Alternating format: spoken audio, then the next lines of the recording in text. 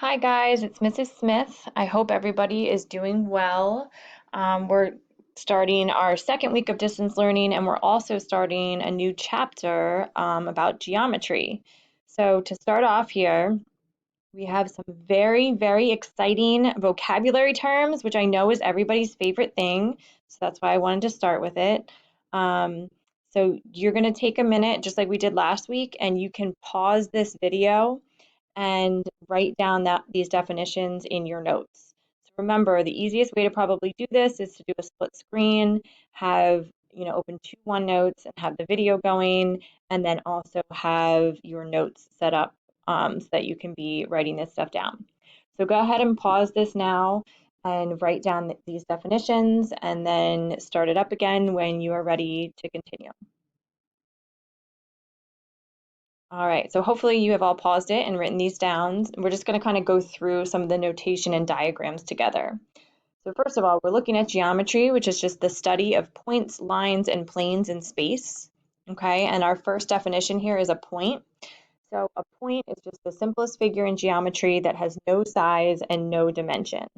So it would look like this, and they usually give it a letter name here. So point A, and the notation, we would just write it as point A. Okay, a line is an infinite set of points that extends in two directions. So if I had this line here and we have these two points on it, A, B, we would name this line AB for our notation, and we would put a line above it. Okay, make sure you have the arrows. If you don't have the arrows, it's not a line. Then we have an endpoint, so a point that stops a line. So a point that stops a line here. So let's say we have this and this. Okay, this would be an endpoint right here. And we're just going to label this A. So the notation for this one would just be endpoint A. All right, and then we have a ray, which is just part of a line with one endpoint, and it continues forever in one direction. Okay, so again, to do the notation, we would write AB, but this time we would draw a ray above it. A line segment is just part of a line that has two endpoints. So again, for our notation, we would put AB, and now we would just draw a line segment above it. Okay, a plane is a flat surface that contains lines and points and extends on forever. So usually they represent this by like a quadrilateral, and they'll have a letter somewhere, usually on the one of the corners, and then we would just name this plane A, or whatever letter it has representing it. And then an angle is two rays that meet, okay, or at a common point called the vertex. So for this angle, let's say that we named this, and we have A, the vertex here where the lines meet would be B, C. So there's a couple different ways that you can do the notation for an angle. So you always want to have this angle marking so that we know we're talking about angle.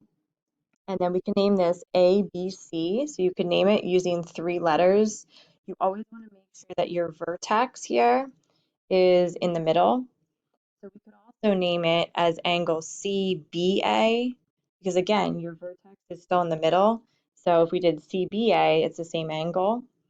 And then you could also name it just using one letter. So we could say angle B here. So we could also name it just by the vertex, angle B.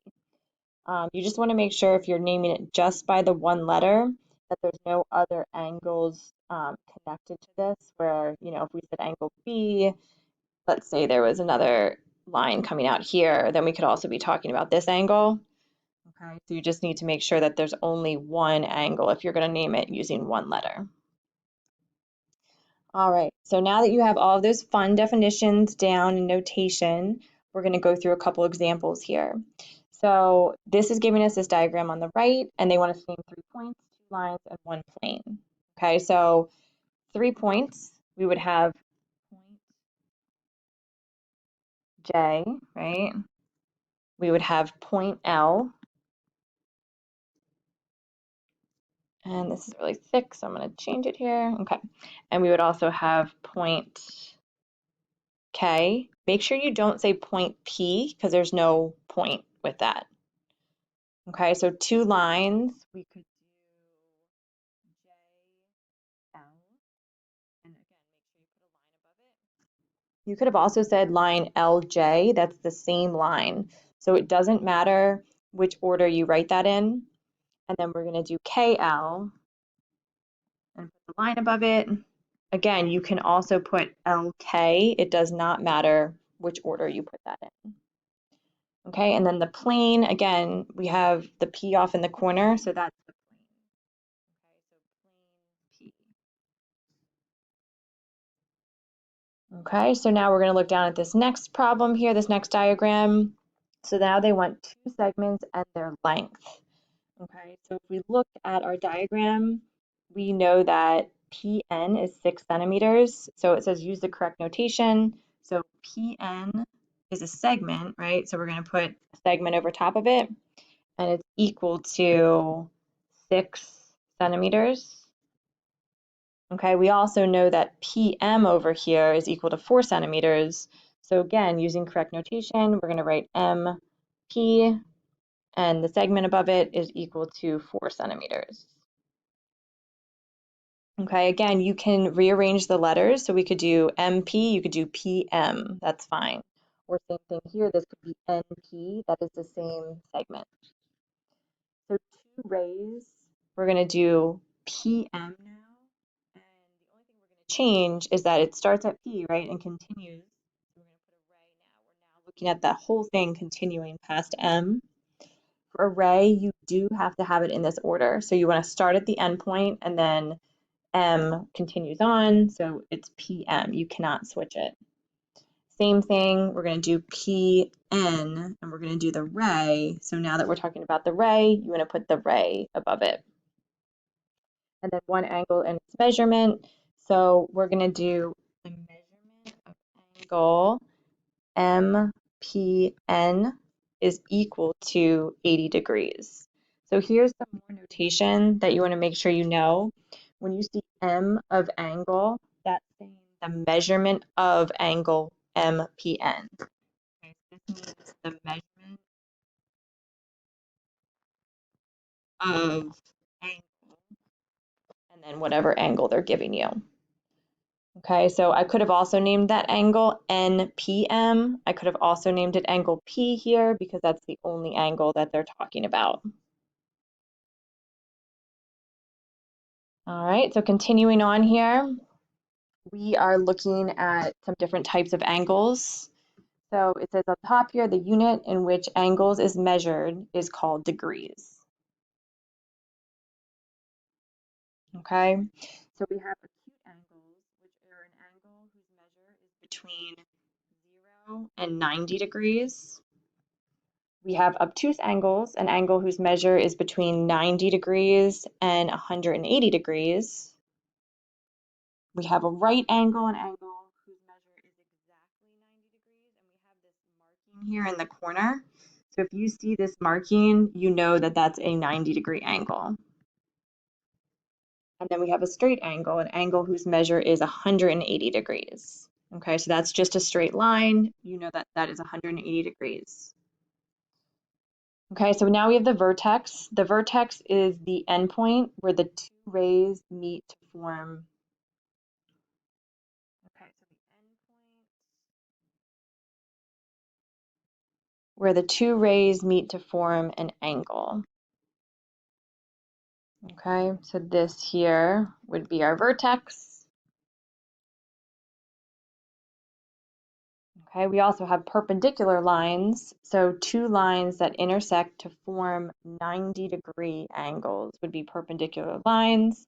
And again, you'll see this marking here to know that they're perpendicular. We also have complementary angles, which are two angles that sum to 90 degrees. Okay, so we have this 30-degree angle, this 60-degree angle. They would sum to be 90 degrees, so they're complementary. And then supplementary angles are two angles that sum to 180 degrees. Okay, so those are some different types of angles that you're going to need to know.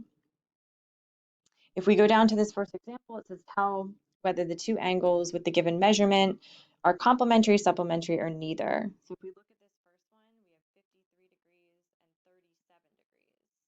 So if we add that up, it gives us 90 degrees, which means that this would be complementary angles.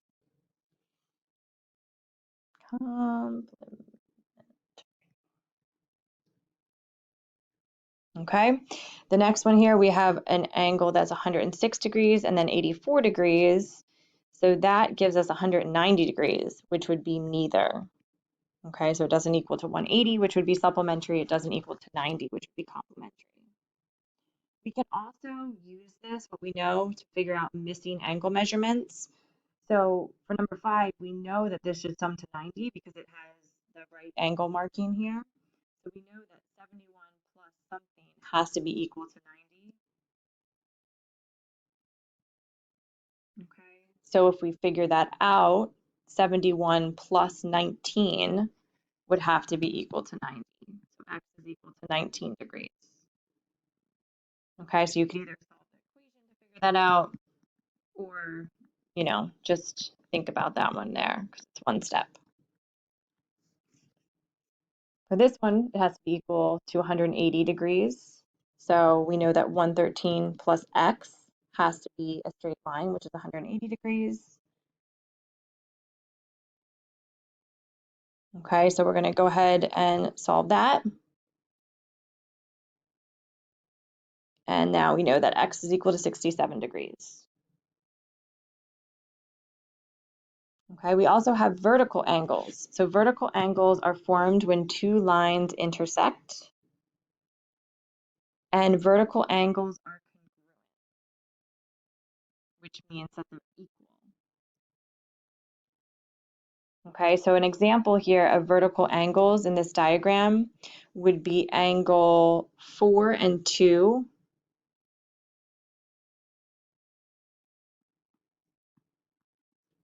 And another example would be angle 1 and angle 3. Okay, so they're angles that are opposite of each other. Okay, and they're also going to be equal. So we know if angle 2 is 100 degrees, angle 4 would also have to be 100 degrees.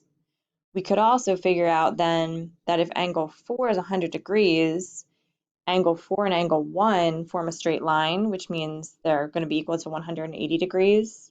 So angle 1 has to be 80 degrees. And then since angle 1 and angle 3 are vertical, angle 3 also has to be equal to 80 degrees. Okay, so the next example here, we're going to kind of do something similar. So here, angle 1 is equal to 125 degrees. So if we need to find the missing angles, we can use the fact that angle 1 and angle 3 are vertical. So this also has to be 125 degrees. Okay, so now I can also say, okay, well, angle 1 and angle 2 form that straight line, so they're supplementary, so they need to sum to 180. So if angle 1 and angle 2 need to sum to 180, then angle 2 is going to have to be 55 degrees. And now angle 2 is vertical to angle 4, so I know that angle 4 is going to have to be equal to 55 degrees.